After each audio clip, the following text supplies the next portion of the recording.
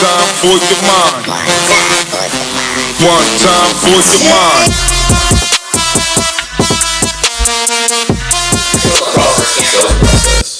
Like if I'm sitting down with any client, like it doesn't matter if I'm in real estate or if I'm selling insurance, the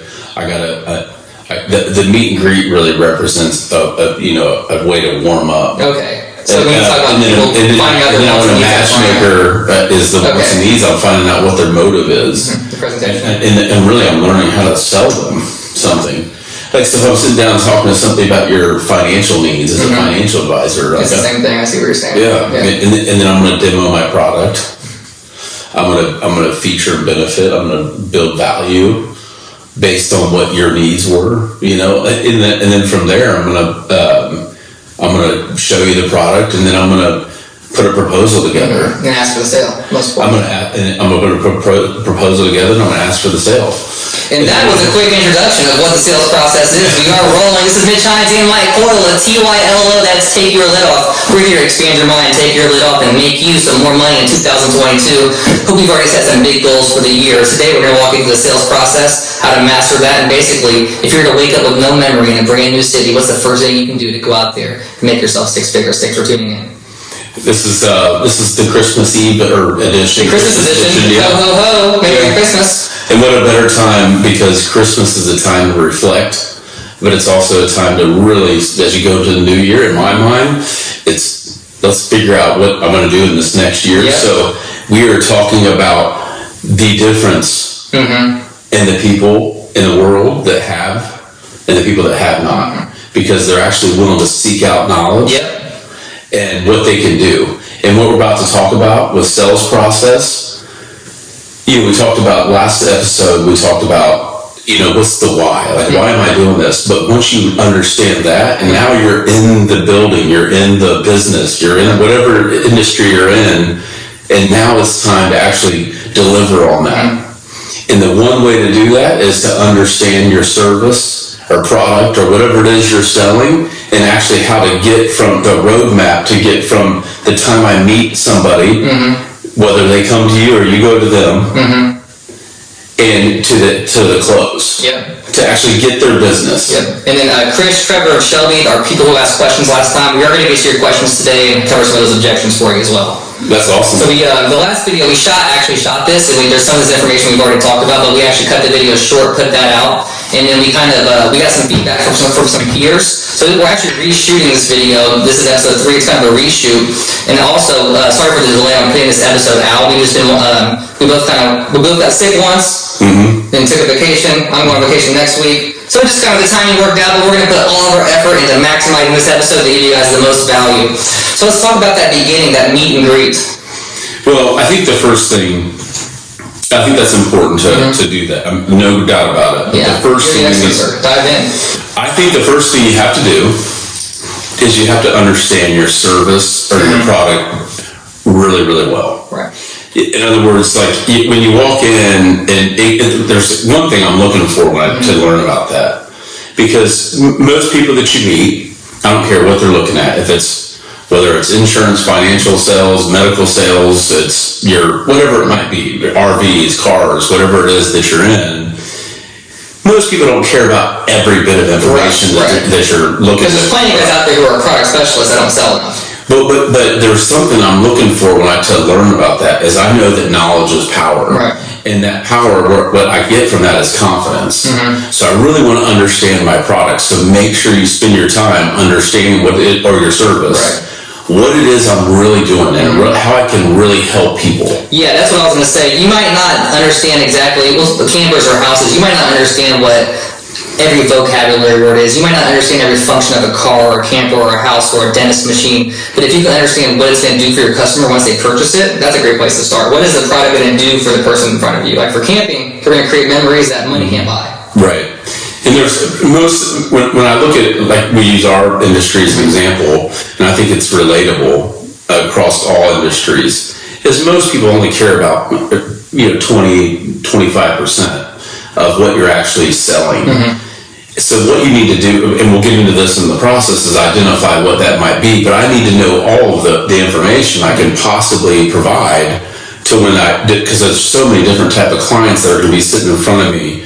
And if I know the information, I can then identify based on some questions that we might ask down the road, that I can now put the person with the right service, the right product, and I can really provide a great service or product to the person, because that's what we're trying to do.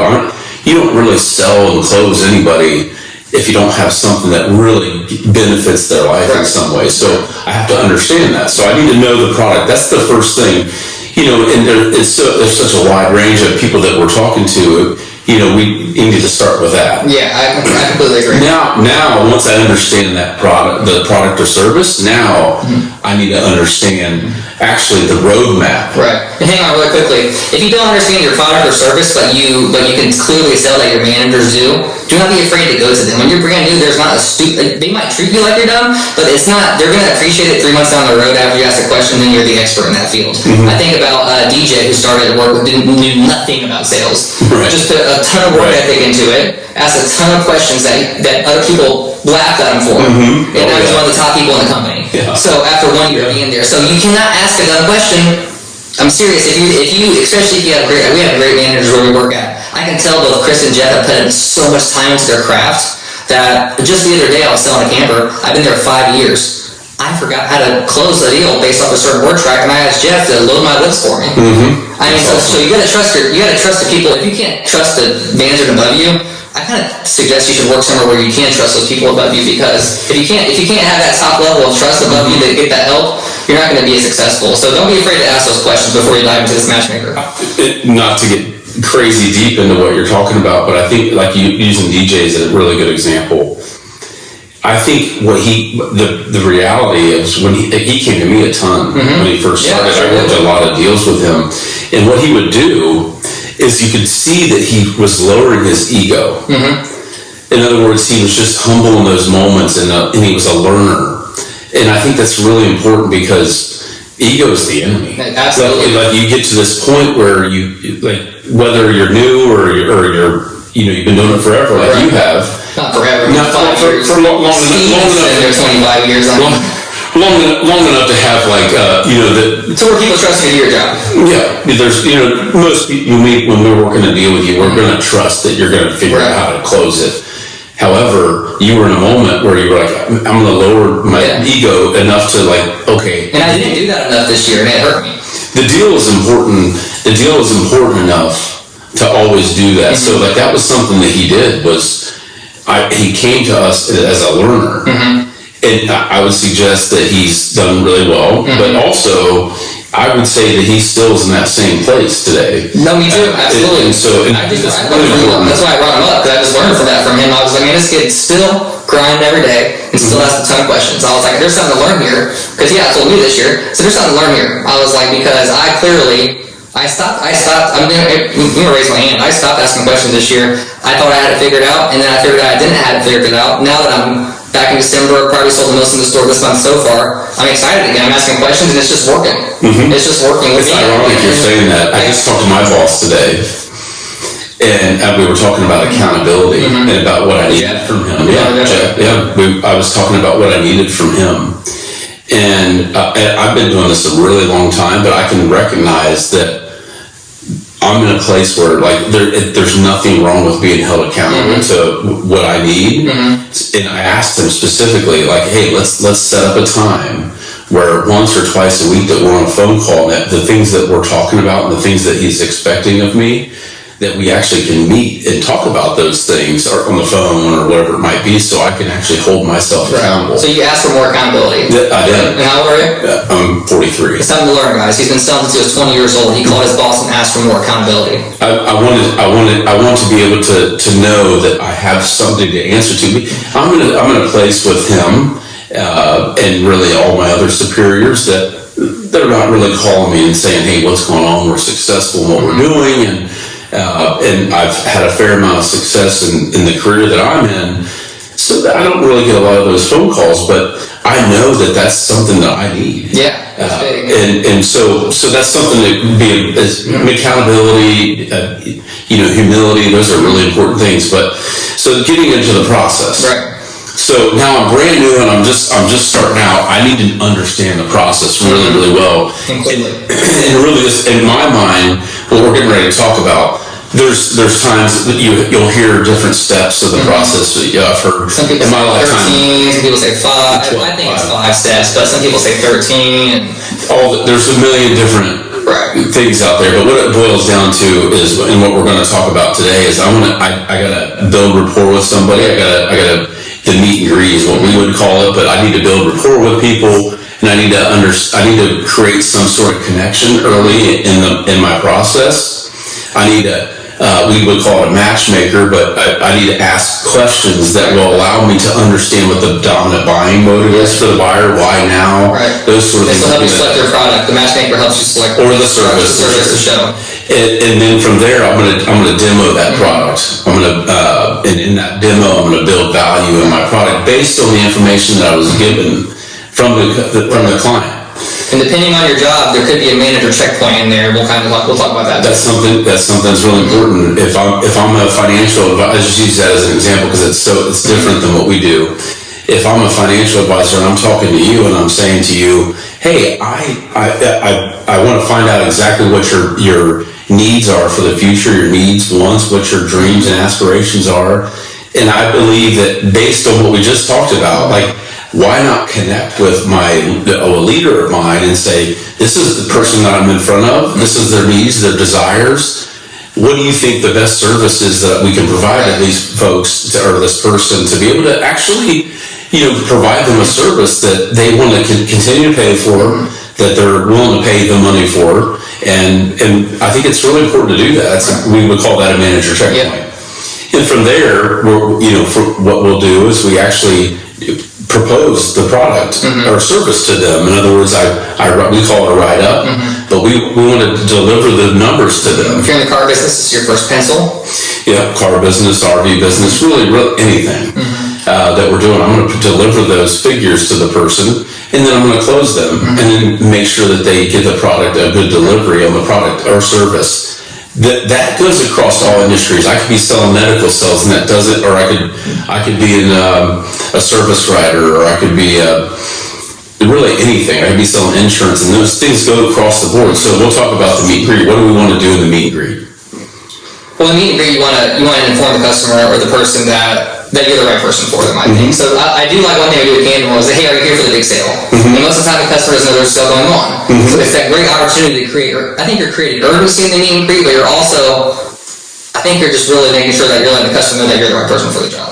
I mean, I can get deep into that if you like. Absolutely. I think the urgency is really big, but I think really what it boils down to is this goes, in my opinion, goes across all walks of life.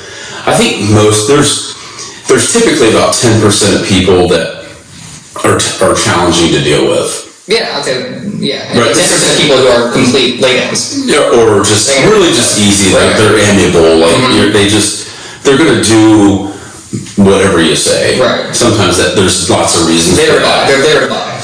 Or they're just in general, they're just going with life, like whatever happens. That makes sense. The 80%, which is the 80-20 rule, and we can get into that at some point, but that's really the meat of any industry, quite frankly, is the 80%.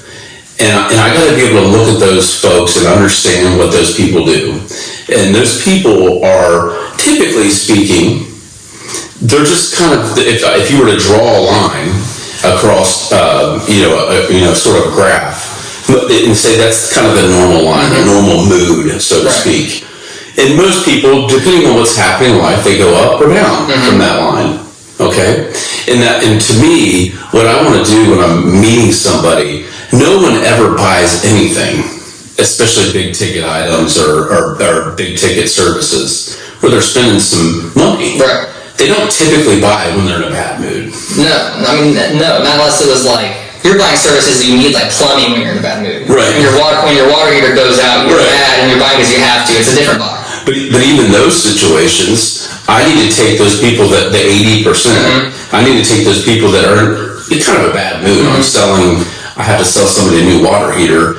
That's not a super happy moment. No. Or I'm a restoration service and I'm selling them a $20,000 package that's going to clean the basement up from the flood, from the sub pump. I've been there. Sounds like it doesn't feel super good. I had some already last year. So, but there's the ability to be able to connect with people in the meet and greet that gives them a sense that actually things are going to be okay. Yeah, trust. I'm going to build some trust. I'm going to build rapport. I'm going to try to find ways to connect with people, and to connect with anybody. There's a moment in time, like you never get a second chance for a first impression. Correct. So again, getting deep into that, like, make sure that you're dressed for the occasion, whether that be whatever type of business you're in, but a professional appearance is really important. A first impression is really big. And you never get a second chance. So make sure that you're positioned to be able to, when you meet somebody, that they don't immediately stop their thought process. Because really it's about the deal. It's not about, I don't, when I get up and get ready in the morning, I'm not really thinking about like, okay, I hope everybody looks at me and says, hey, he's a professional person. But instead what I would do is, I want to make as many deals as possible. I want to be successful today. So I want to position myself to be able to where that's not going to stand in the way. So when I greet somebody or I meet them, I'm walking into the building, I'm going to shake hands with them. I want to make sure that at that point, my job is to connect with them and to take them wherever they're at and bring them above that line of the urgency I create is really trying to create some excitement. Right, excitement. That's a good word, yeah. And who isn't excited when they connect with somebody? We've all been at a restaurant and the waiter or waitress was able to connect with us in some way. That was really good. Like the food may not have been that great, but like the service was really good. Right. And we normally tip higher for those sort of things. So I never tip based on how tasty my food is. I always tip based on the connection that was made. Right. And I'm definitely the 43-year-old old guy that like, hey, what's your name? And I'm not connecting with them, but I'm sure they leave. They go back to the back room and they're making fun of me, but that's okay. Because I want to make those connections. And think about the times that you bought something. I think this is really important. When you become a salesperson, you often forget about the times that you've bought something in a good mood. Right. So I think about I don't know, what was the last thing I bought? Or booking, even if you do something like book a vacation, it's so much money, but you're so excited for the experience, you're kind of overthinking about, you're creating ways in your head to justify, well, I'll be able to make this back in January. You start doing things like that because you get excited. Same thing with the customer. They start getting excited. They're going to move into that product that's a little bit expensive, or service that might be expensive to you or to them, but they're going to be able to justify paying for it because they're in that good mood. That's right. 100%. That's the meet and greet. So, as an example, for what we do, is we bring up the idea that they stopped it at the right time. This is the exact right time for them. And I think everybody really in the back of their mind, whatever they're buying, there's always a fear of, am I doing it right? Should I do it right now, or should I wait? And so we want to start our sales process off with the understanding that no matter what, this is always the best time. Yeah. And I used to think that was a lie until this year, or these past 2 years, when we say now's the best time to buy, because now you really never know when there's a price increase coming. Yeah. Now you really never know when a COVID's going to hit. Now you really never know when the market's going to change. So if the product's available and you're there with the money to buy it, it is the perfect time to buy. I'm 100% sold on that philosophy because you do not know what's going to change in the next year or two. You have no idea what's going to come.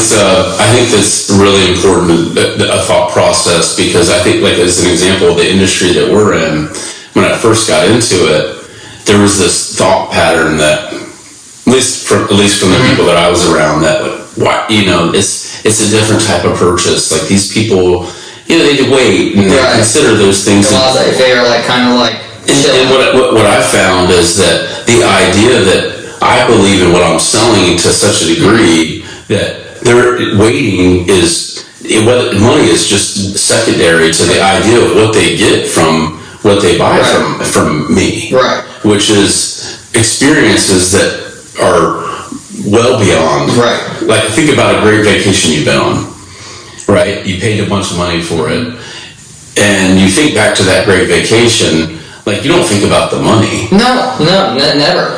So but when you're in that mode of buying something, whatever it might be, you're not really, you're thinking about the money, because there's fear involved, and we're all human, me as a consumer or anybody else. But once you actually get over that hump, that the experience is way more, like, in my mind, if somebody buys something from me, we get paid one time for it. Yeah, I was just about to say that. We only get paid once, guys. People think we're getting, like, people don't realize this. Just one check we get from you guys, and you guys are going to experience an entire life of memories that we're not going to be a part of.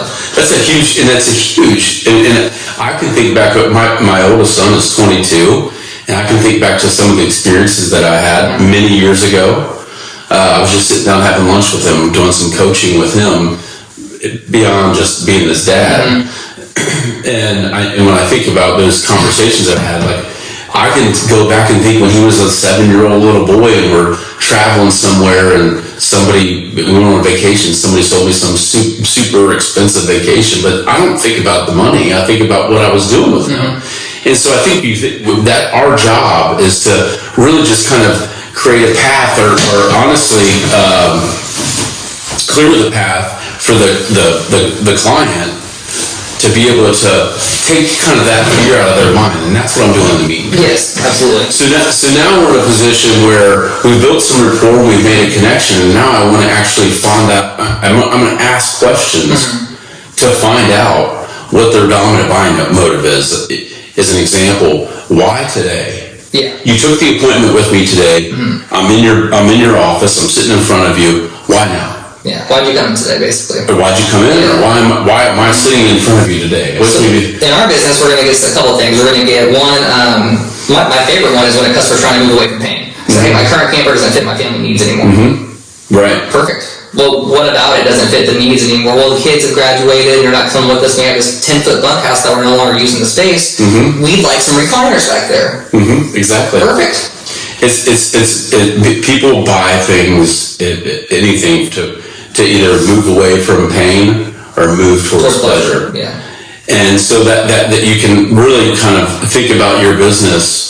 And we can use RVs as an example because we know that really well, or we were both in the car industry, we can use that well. You did business to business. Like if I'm going to sit with somebody and I'm selling them a financial service package, I got to identify what their dominant buying motive is. Why are they sitting with me now? And ultimately, what are their desires? Yeah. And if their desire is, well, they're worried about what happens if they pass away and I'm selling life insurance. Well, I have a path to be able to build some value and a service for those folks, or some product for them. Same with us. So I got to identify those things. I mean, we have a very specific set of questions that we ask people to build really the funnel to be able to get to the close. If I don't have a graph in front of me, but if you could just picture the very top of a sales funnel being super wide, and I'm going to really build a profile with this customer until I get to the very bottom, and I'm going to be able to actually close them. So I'm going to start up here, and it's kind of wide, and I'm going to work my way down to where I'm close. To the car. That's right. Funnel, it narrows that at the end, right where it needs to go. That's right. So I'm going to ask those questions to where I actually understand what about my product or service is of interest to them. And then from there, I'm going to actually demo the product or service. So I'm going to take the information that we had.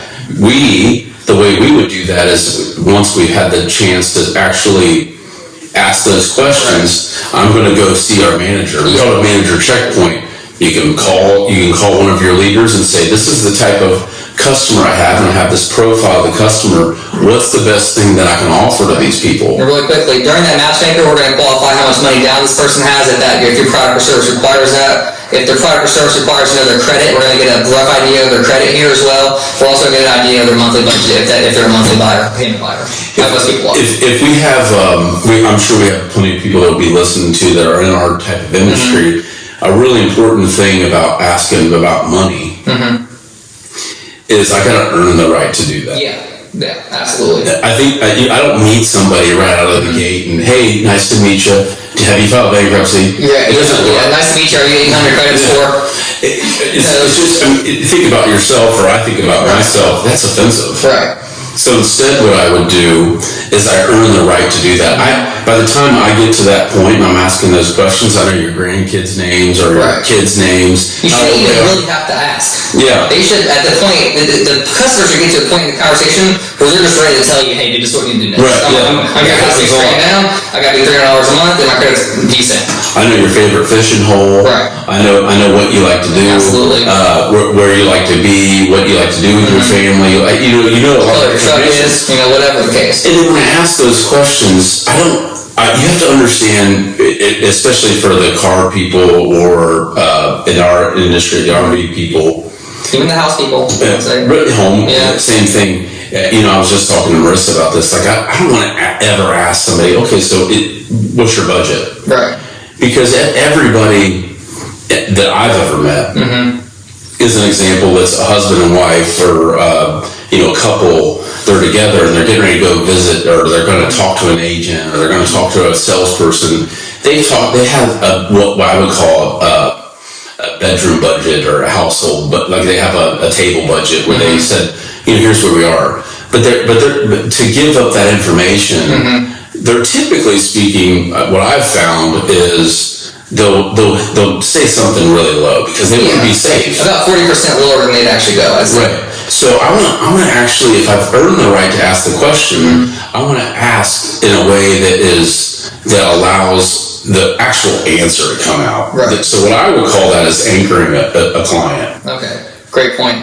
So I would say, as an example, like if I'm working on a car deal or an RV deal, so and I know they're looking at a $40,000 project. And that price point or a payment budget would be, let's say, $500 a month. Right, and stay safe. Yeah, and I know that's kind of a higher number, but that's a number that is pretty safe.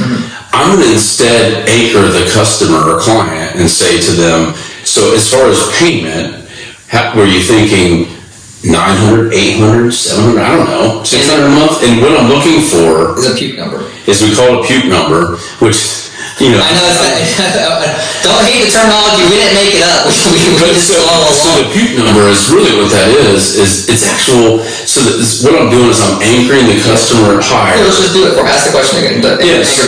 So Mitch, as far as payment, were you thinking, I don't know, $900, $800, $700 a month? No, Mike. No. I can't go $1 over $450. Okay, perfect.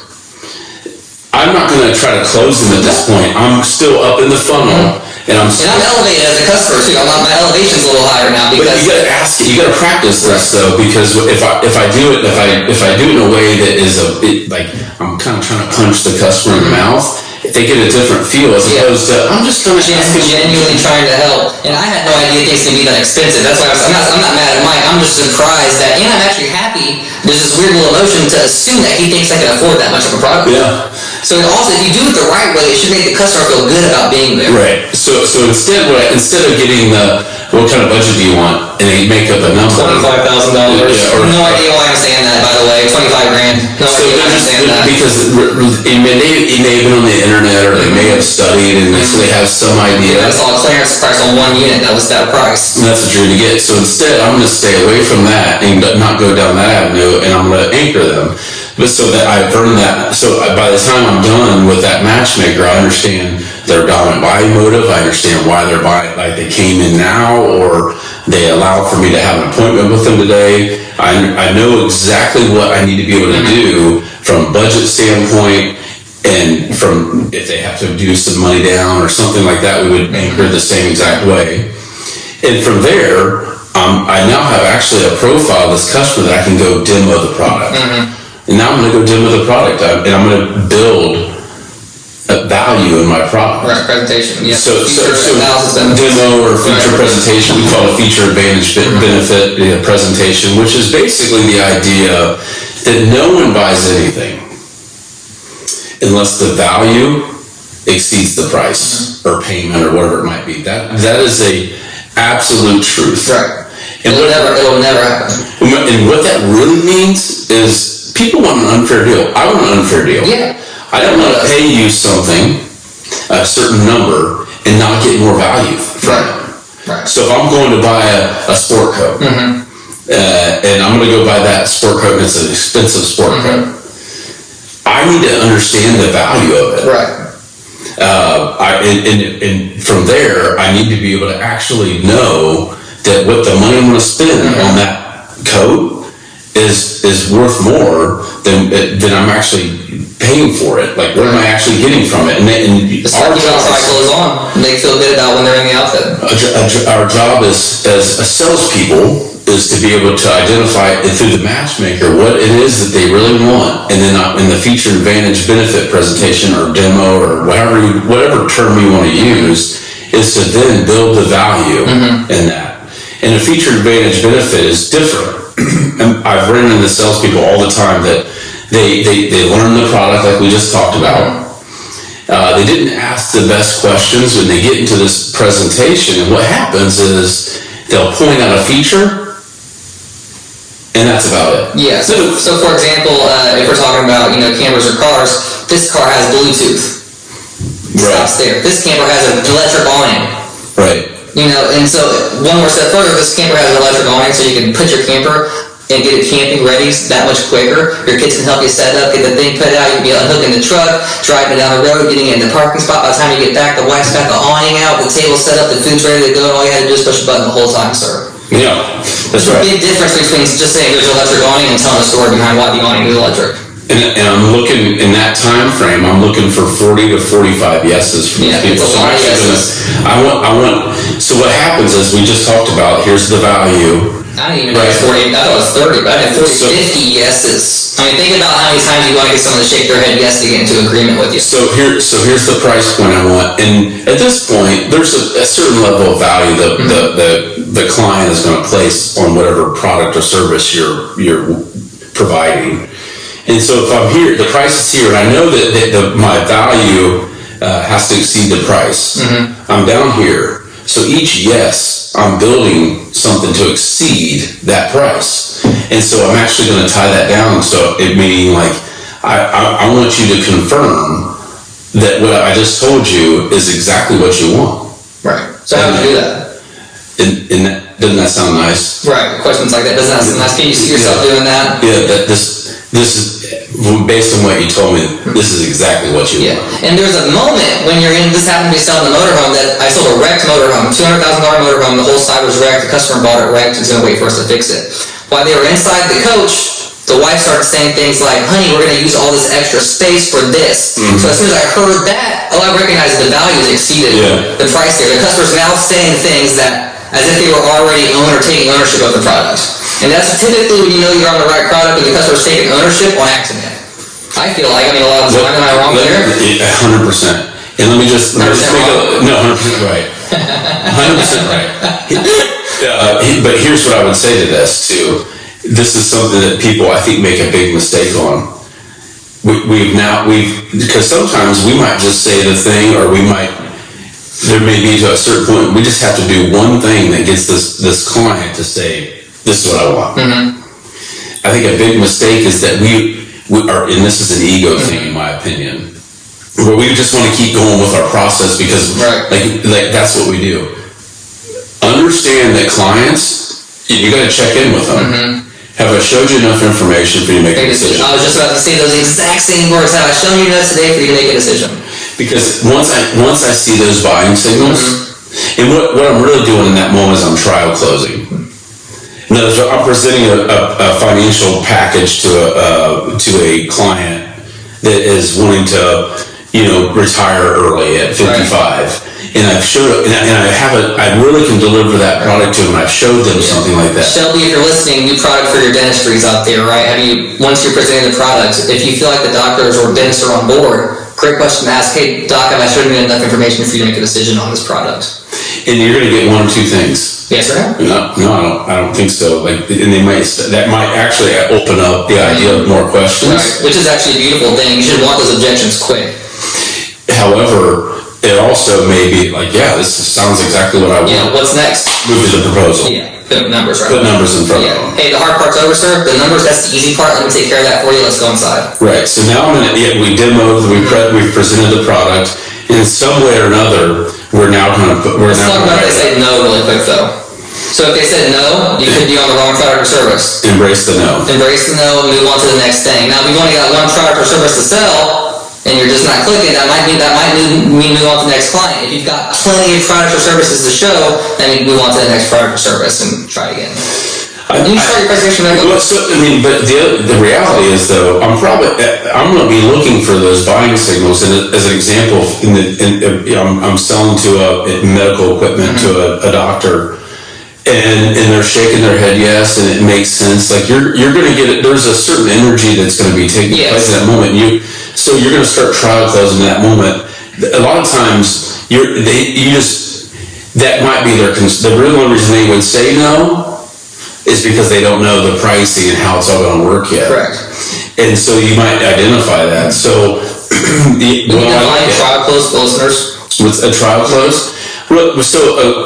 There's the difference between a trial close and a close is I'm still early in the process, and I'm really just sort of identifying in that moment early in the sales process, which would be, in this case, demoing or presenting my product.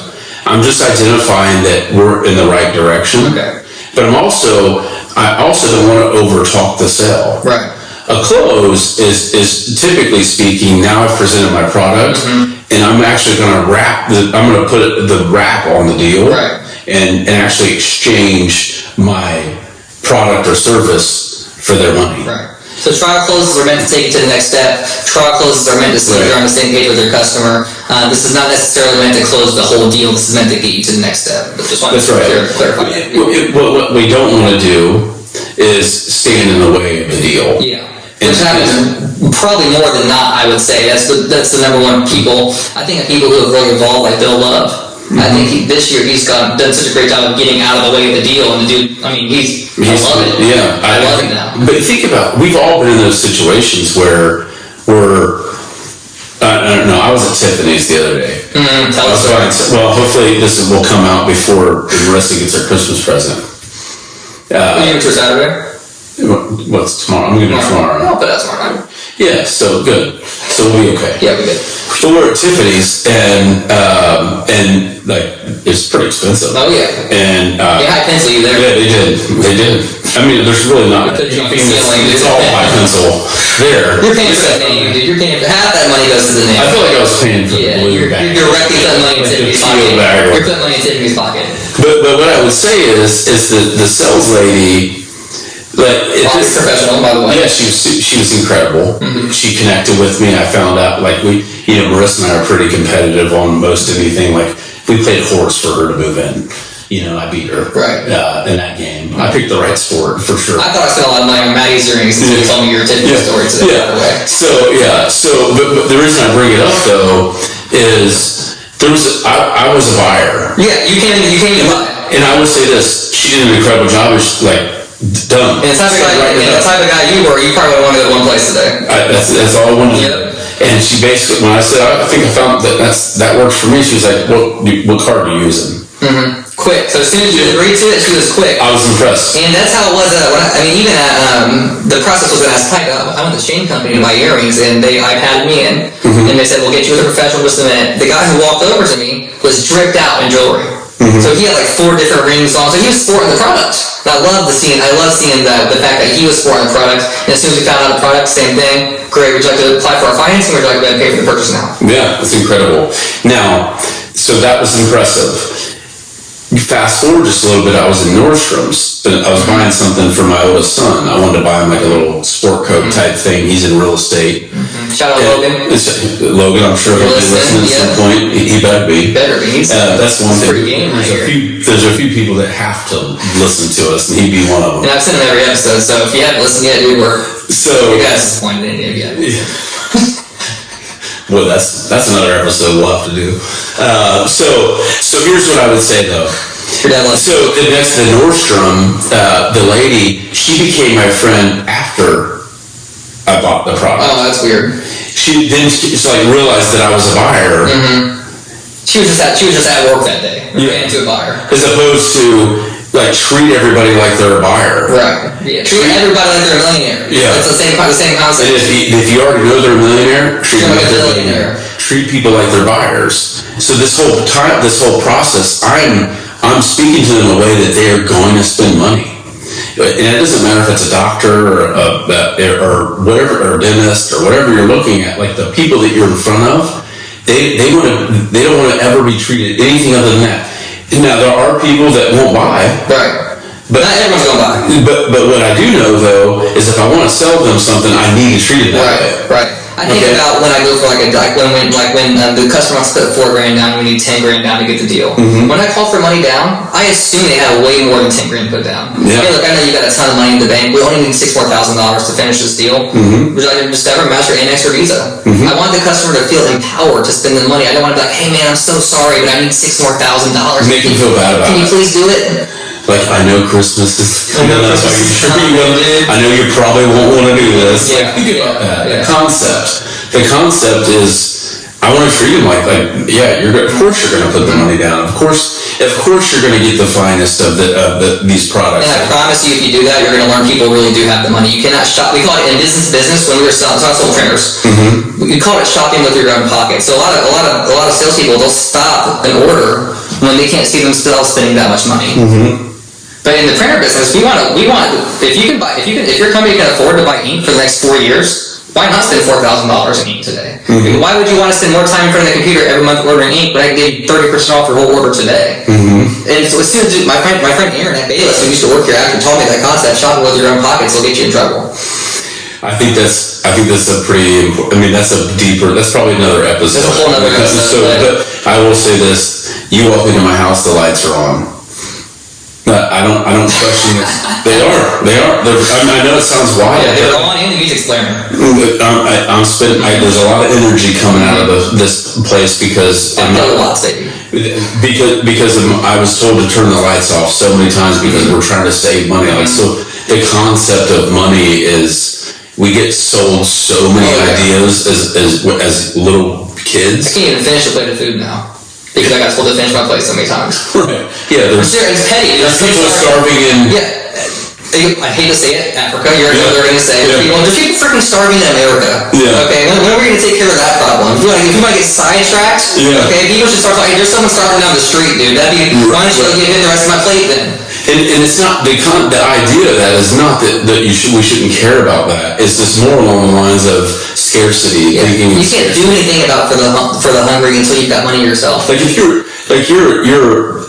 afraid to go out and actually spend a little bit of money even on yourself or anything else, it's difficult to ask people for 100% whatever the money is. And that's really the idea of it, is understanding that really money is it's a come and go thing, right? And we just really haven't set ourselves up enough to actually go out and go get all that we want in life because we've associated some idea with like money's bad. It took me even the concept that I know so well. It took me a second to even get that with you. Like when we were starting the podcast, it took me a second to realize that you've got more money than time. So I was like, okay, I'll order all this stuff, pay me back when you can. Mm-hmm. It was like I didn't understand that right away. Oh, he's got more money than time. I've got time. So let me go ahead and take care of the ordering for the stuff that we need for the month. It took me a few weeks to even remember that own concept. So you can, just because you feel like you have something down, this is back to the beginning of the episode, you need to recheck yourself because you can easily forget your own concepts that you've worked so hard to ingrain into yourself because you're learning so many new concepts. You can forget about those building blocks that got you to where you're at. And that gets back to our first couple episodes. But the idea of, I love what you're saying though about the idea of when I'm calling somebody. So now we're actually we've demoed and presented our product, and now we're going to propose the money to them. There's this moment in time, whatever you're selling, that I don't care who you are. At least maybe I shouldn't say that. I can speak for myself, but my experience has also shown me that most people that I've worked with are very similar. Like if you're getting ready to ask somebody for a bunch of money. See, that's your favorite part of the deal, by the way. It's definitely me too, 100%. There's nothing more exciting than walking back with a pencil, dude. But that part of it, though, I think it's human to for a moment. Like we have fear. Like I just worked really hard. Oh yeah. And now I have to ask for money. And I think that's the difference. That really is the difference of people that I've met in this world. And I've not met everybody clearly, but I've met a lot of people that that have the ability to get over that fear and actually go ask for it, as opposed to they get fearful and they go into it with the idea of scarcity. Like, I'm not really going to be able to. They're not going to say yes to this. How are they going to say yes to this? If you're a sales guy, I guarantee you looked at a piece of paper that your manager gave you and said, there is no way this customer is going to say yes to this before. I mean, it's just human nature. It's human nature. This is a mindset world that our mind plays such a powerful role in this moment. And I think you're going to have fear of it. I don't think it ever goes away. We're getting to go into a show. Oh, I'm so excited. And I can't wait. I'm so excited to get into that environment again. But I will say this. The very first pencil I take out, and the second, and the third, and the fourth, and the fifth, and every time I go out to go close somebody, because you're expecting me to get the deal. Yeah, 100%. Or everybody else is going to be expecting. These are people I care about. I want our business to be successful. I will have a moment every single time that I have to overcome that fear. Every time. It sounds like after 22 years of selling for money, it doesn't go away ever. And I'm pretty good at it. Yeah, I think one day I could go down as the greatest ever. I love the pencil, dude. Yeah. And I love the fact and this is when you turn your hat backwards. So the whole time you've been the customer's friend. No, seriously, you've been their buddy, and you're still their friend, but you've been their buddy. When you're going in for the close, this is where the rubber meets the road, so to say. If you ever watch Pokemon, so when Ash Ketchum turns his hat around before he catches that Pokemon, he locks into a different zone. You're doing the same thing. And I love when a customer says, that's too much money. Sir, I knew you were going to say that. Actually, the whole 43 steps it took me to get back to my desk, I was thinking to myself, man, this is a lot of money. Now just put out your Discover, Master, Visa, or Amex. Right. That's a great moment. So I've always used, I love what you're saying, Pokemon. I've not heard that reference before, so that's good. So for the older crowd, I've always used Over the Top with Rocky, or not, Sylvester Stallone. It's Rocky, where did you remember the movie? Barely. Okay. Well, he was this arm wrestler. Okay, now I remember the movie. Yeah. No. So he would be in his truck, flexing his arm. He was all ripped out back in those days, and he's still kind of ripped out if you've seen him. But I will say what he would do is he would get he was this pretty subdued man, right? Until he was a nice guy. He was just really kind of that guy. He wasn't aggressive in any way. But he would get to the table to go arm wrestle, and he would kind of slowly turn his hat around. And I remember it. Yeah. I could picture it right now as I'm saying it. And he would turn himself because he understood the difference between that moment and anything that happened before it. And now we're in the deal, and there's a different moment that you're in when I go to actually close the deal. Because somebody's saying, I'll think about it, or it sounds like it's a nice deal. It sounds think about it. Think about it. Excellent. Let me know when you're done thinking, sir. Right. I mean, you have to embrace who you are, because you can't, not everyone can do that close. I'm not saying I can do it either, but you have to, if you're that type of person who's not afraid to let people know right away how you feel, you gotta step into that, dude. So I think we'll have to do an episode on closing the deal and do a whole series. Yeah, that'll take a few episodes. Because that's the difference. Maybe we'll break that down monthly. Once a month we have a closing episode. Right. That's a cool idea, actually. So whatever you're selling, the sales process will funnel down to this point where it represents a very small portion, about 10% of the actual process. But it's where 100% of your money lives. All of it. Because you could you could have YouTube following you around with the best presentation of all time. Right? Yes. But when I go to present the numbers, if I don't know how to if I don't have the right mindset, and I don't know how to actually turn that into a deal, that moment when my hands are a little sweaty, I'm getting a little nervous, my heartbeat gets up a little bit, handling that moment is really important, because that's actually how I actually make a living and what I'm doing. And the truth be known is, that's how your client gets to enjoy or experience the service that you provide. And because this is also the part of your deal where the client is probably the most uncomfortable. Yeah, it's the money part. I mean, and it's the more I get in love with the money aspect of the deal, the more my customers don't have a problem spending the money. It's crazy how your energy legitimately translates. It's like I'm learning these things firsthand now in my life, and you know these things, so it's really cool to be able to talk to you about it. We didn't rehearse this show at all. We talked about for 2 minutes before the camera rolled what we were going to cover. This is pure excitement because we're just reliving these moments of life. I'm experiencing this moment right now in life where if one of my buddies is afraid to call a customer, dude, I don't even want to have to let me call him.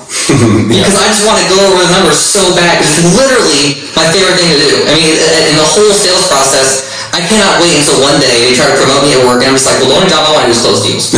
So you're gonna have to open up. You're gonna have to open up a department just for close. That's all I want to do. Believe me, it took me a long time. I remember the first person that said, "Hey, I know you love to close deals, but you need to learn the used car world." I was like, okay. Like, what do I have to do? Because I want to just get there and close deals. But I will say this, and I won't speak in names, but the person that actually presents our product for our company online, he's an incredible presenter. Great looking guy. He knows the product.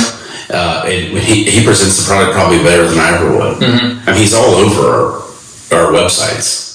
He's all over, like, I don't even check that stuff. I should check that more often. He's all over it, and he's an incredible person. We got him through an acquisition. Now I won't name where it is, but because I feel like I'm saying something that's super. Yeah. He's incredible what he does. He's found a way to be successful in his own. Company's paying him now. But I can tell you that the people that get paid the most in life, they understand what we're saying. It's not what they're paying in that position. This skill you can take into any profession in sales. So what he does, he presents it, but he didn't make it in sales. He wasn't able to be successful enough at this part we're talking about, but he was great at the other part. It's almost like a rep. So there's two. In my opinion, the sales process. There's almost two. There's the sales process. And then I need to close. Yeah, and I think they are very different. And I live and die by that. You can't get to the close if you've not done everything right. There's no question about that. You have to be able to actually get the person to the point, the client or whoever you're in front of, to get to the point where they believe in you enough, they like you, they're listening to you, they believe you, and now you're at a point where they actually would want to buy it from you. However, I got to be able to finish the deal. Right. It has to resonate if you're a sports fan, like the closer, the person that gets the ball at the end of the game. Who's your fourth quarter shooter? There's a part of, because that's the moment that most people don't. That's what makes heroes. Right. But it also makes you the most money in the world that you live in. Right. And I would spend as much time. It's also going to cause you to be judged by your peers. People are going to say that. I mean, in our business, people are going to say, "Oh, that guy gets house deals. That guy gets everything handed to him." When you become a great closer, you are going to deal with an amount of hate that you've never experienced in your entire life, and you cannot let that deter you from getting better at that craft. I've seen it happen so many times where people start doing good, and the backlash of their peers literally causes them to crumble and quit. That's 100%. Because typically speaking, like that's if we're one of those people that are pointing at that and we're becoming a hater, so to speak, it's because we've not been able to master this. So instead, and we justify what we do. Like, man, I'm not making money because he's being handed, she's being handed deals. Right. But instead, that responsibility. Instead, look at somebody and say, like, wow, they've mastered that. Hey, that guy's getting extra deals because he's a closer and the managers trust him with the deal. That's a great. That's what I say. Hey, Mitch, was that a house deal? Absolutely. Sure was. Check handed it right to me. Done and everything. Like, you just gotta get, like, just, I mean, dude, and by the way, if you ever got a house deal, they're never easy. No, they're not. No. It's some problem we gotta pick. And you just happen to be in the room at the same time the crime happened. It wasn't a big deal. Yeah. They're typically not handing the big deal. No, yeah. So, and I think the closing part of it is so important to understand that we need to spend some time on it, I think, and hopefully people that are listening would want to hear more about those sort of things, because really closing is we think of like it is a moment where like this is when you hammer the deal. That really what's happening in those moments is I'm really not making anybody buy anything. No, and you never are making what I'm really doing is I'm providing different information in that moment that allows the client to make a different decision. Right. Because if they're saying no, or I've presented the product, you got to embrace the no. And really what that is I got to identify why they're saying no. I got to find out the objection to the sale. Right. And so, like that you mentioned, think about it. That's not even an objection. No. No, it's a complaint. It's a stall. It's a response. It's a stall. It's a stall for making a decision. What's the first thing you're going to say after running a mile your fastest? What? I need some water. Oh yeah. You're thirsty. Like, it's just that was a dumb example. But it's just a generated response. Like, I have to think about it. Customers say that because they had nothing else to say in their mind right now to get out. They need some space to think about the deal. Right. Typically, in our business, it's going to be so that the copy closed. Yeah. So the second thing to think about it, can I get a copy of that? Hey, absolutely. Grab the paper. Walk halfway to make them a copy. Instead of making them a copy, turn around, sprint back to your office and say, hey, I was about to make you this copy, but I was thinking, there's only 3 reasons why people don't buy. First one, did I do a bad job? Was it me? Do I need to get you a different sales guy? Right. Every single time, they're going to say, no, Mitch, you're the best sales guy that I've ever had. You handled all my issues. I think, great. Was it the product? And this is where you're going to get, the wife might say, hey, I hated the countertops. Or if they love the product, it's the third thing. Hey, or I was thinking on the way up there, was it the money? And the customer, well, it was the money. And you sit back down with the customer and they say, well, what part about the money? Is it the payment or the down payment you can't afford? You need to move off price as fast as possible. Was it the down payment or the payment or both of them? Move off price as fast as possible and get them onto the payment. This is where you make your money here. This is where you're going to set up your dealership to make the most money as well, is you need to move them to down payment and payment as fast as possible. So it's me, the money, or the machine. Yeah. And it's in the machine, it can be service. It's me, the money, or the machine. And you got to be, there is a reality that most of the time they will say, it's not you, but you need to spend some time to identify, because it can be you. It can be you, yeah. It could be the actual product or service that you're doing. You got to be able to identify it. But saying I want to think about it is a stall. That's actually how I would identify that. Or I want to pray about it, or I need to talk to a partner, or I need to talk to my wife or my husband. Those are what I would call a stall. Right. And each one of those is harder, by the way. Like, I think about it, pray about it, need to ask the husband or wife. Each one of those is the harder level of objection. I would stall than I would say too, because the objection to the sell would be it's too much money. Yeah. Or the wrong product. Yeah. You got excited off your charisma. Right. Which happens a lot if you're an excited person. So, and too much money would be like you got to go back into the process. So we started by, if you're brand new, the one thing I would say about this, so we just talked about the process that we, and I think from there there's definitely ways to build on each one of those, and I'd love to spend the time, at some point. I'll get more organized and kind of do a game plan for us on each one of those things. But I would say though is each one of those times that you get to the end of a deal, whatever industry you're in, and you didn't make the sell. I think it's a really important piece of what we're talking about here is to go back and identify part of it. I call it debriefing. Right. So I'll go to somebody who's better than me. So I'll go to Will and say, hey, well, this is where I went with this pencil here. Where do you think I went wrong at? And those are those moments, whether it be the pencil, the proposal, or the pencil we call it, or it's like somewhere in the I didn't ask the right questions in the matchmaker, or the the moment where I'm actually find out the dominant buying motive. I think it's important to go backwards, and instead of saying it was the client, it's never the client's fault. Right? No, never. It's for never not buying or not making the purchase in the moment. And I know that's a concept that is. I've went around the country and have taught sales, and I can tell you that concept is really difficult for people to grasp. Yeah. Actually, you're only really allowed to say that 1 out of 10 times, because 1 out of 10 times, like I said earlier, the 10, 80 rule, 10% of the time you just can't close people. Yeah.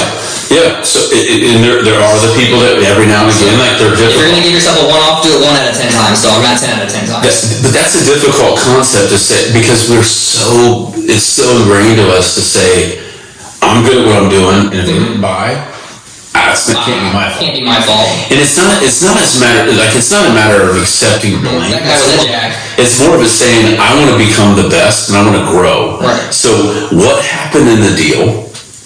And you go through the entire deal, almost every single time, and through all these conversations that I've been in these moments with salespeople, is there was a moment in time that within that, from that, when you're in that funnel down to the close, there was somewhere where we missed, or we said the wrong thing, or we didn't ask the right question. Yeah. Chris is a great person to go to for this. He'll tell you if you went to, hey dude, I didn't see your whole deal. You probably didn't come ask for nothing. Right. Dude, that hurts the most when you realize, oh dude, I usually go to Chris and get a checkpoint here, and I totally just went outside because maybe Chris was in the bathroom. I totally just went outside and sent him outside because I felt like I had it figured out. Right. And then, but when I go ask for help, I get put on the big massive deal that the customer's going to love it. It's not going to be here. Because Chris, I was with him in his very first moments in selling. I can tell you that he wasn't coming and ask questions. Right. He learned that. He did learn. He learned that because he wanted to become successful. So what did he do? Lowered his ego down enough to be able to actually learn. When I first started, Chris was like the internet manager, but also had to still sell deals. So he had to manage the department, but also sell deals. And dude, he did I sold this Miramar too. My first Miramar deal, my first Class A motorhome, over $150,000. This guy owned 13 Papa John's in Penn Stations. I remember the deal like it was yesterday. And I just had no idea what I was doing. And Chris literally walked me through the whole deal, did the whole deal for me, kind of coached me to do certain parts that I could do, and then gave me the whole deal. And it really changed my whole perspective on what it means to be a leader, even though you may not have the title of leadership yet either. You know what I mean? He literally, dude, it was life changing to see. He just deserves to be where he's at. That's what I'm saying. Yeah, he's completely earned to be where he's at. And he's been on a process of becoming his best version of himself for a really, really long time. And the truth be known is, he's always going to be reaching for something more because that's who he is. And that's really what, as you're listening here, that's really what we're talking about. And I'm glad that people are listening because that's what it's about. Yeah. I today just put myself in a position to be held accountable in a way that I haven't been held accountable for a while because I want to become better. I know that there's more for me, and that's the thing that I need right now through reflection or whatever it might be. This time of year is a great time to reflect. Through that reflection, that's something I've been missing, and I want that because I don't want to be stagnant. Nope. I've learned over the years that you grow and become something more, whatever area of life you're looking at. We're talking sales today. You grow or you die. Right. And I don't want to die. So it's time for me. If I want to take another step, I had to identify what it is that I'm missing, and that's what we're talking about here. So when you go back and do a debrief on a deal, go back to as an example. You said Shelby. She's in the dental industry. Yeah. So she first was doing teeth cleaning like a dental hygienist, and then she moved into the sales side of it. Okay, so she's selling. I don't know exactly. So maybe next episode we'll call her, but selling products and machines to increase the level of service that the dentist. So as she's presenting that product, she's presenting her product to those people or to whoever her clientele is. And when she doesn't put a deal together, when you don't put a deal together, Shelby, if you're listening, hopefully you are. She's definitely listening. I was gonna say shout out to our super fans. I'll go over those next, but she's one of them. So whenever you get done with that deal, go back to a professional, the person that's had success in the industry, leader or whoever. Leader might be, and say, here's what happened. And be open-minded to hear the moment in time, where maybe there was multiples, but let's say there was just one, but be open to that, and then practice it. Yeah. If you can find a way to record yourself without anybody knowing and listen back at it, I did that when I first started. I just did this weekend. We did a kind of funny co-video. Is a great product, and we actually introduced it at our company at our dealership to the whole company, and it went away for a while, but now it's back. And we did an introduction video. I used to write all the scripts for those things that went out. Yeah. But we had a new video they wanted the GMs to do, and I was actually down in Austin on a little getaway. And Texas, Austin, Texas. It was really cool. We stayed at great downtown Austin. It was awesome. But the person that was actually kind of putting this project out asked me to do one, and kind of gave me an idea what the word tracks would be. I recorded it probably 12 times. Yeah. I'm trying to think, 12 to 15 times before I got it right. And I kind of jumped into it without doing my normal process where I'd write it down, practice it, and then do it so I don't have that many takes. But I went back and watched the video each time. Okay, I need to change that. Right. And until I got it where I was comfortable with what it looked like. and it sounded like. That's after I've done so many videos in my career that I'm still doing that today, and I'm sure that I'll be doing it if I'm doing videos too. I do it now too. So, there's thousands of videos I haven't even put out in the marketplace because I didn't think but it's practice. Right, it's practice. Yeah, we're in this podcast we're doing. We're going to continue to try to evolve in a way that is. I think we will. And, I know we will. Yeah. I think it would be smart to kind of narrow. I think we're getting so into we're realizing as we talk, there's so much that you can talk about per one. Like this could have been 5 videos, each one step of the process. You know what I mean? So I think I was eager to cover so much ground, which I think is good, like an overview. And it's going to be good as we get more listeners, so you guys can ask what you want to. And I do want to say shout out to the listeners and support we've had on Facebook and YouTube. Shelby, Julie, Trevor, Chris Cumley, dude, we're digging deep. We got people from the backwoods hitting us up. You know, Richmond, Indiana, Ohio, Kentucky. Jordan, remember Jordan, who used to come to the Louisville show with us? Jordan Winstead? Yeah. He's a viewer. Nice. Watch this. Yeah, I love it. We appreciate you guys who have reached out and said that we've caused a positive impact in your life. We're just now getting started. And I'm back better than ever. I'm feeling great about myself. I'm ready to get into these videos and have a good show. Yeah. Have a good time. All right. Yeah. This is a good episode. You done? Yeah. I'm all right. Stay Stay tuned next for next video. We're gonna spend just an hour on closing and objections. That way you guys can take that video, watch it 100 times, and go show your boss who the new boss is. Thanks for watching. Thanks. Good. That was awesome. That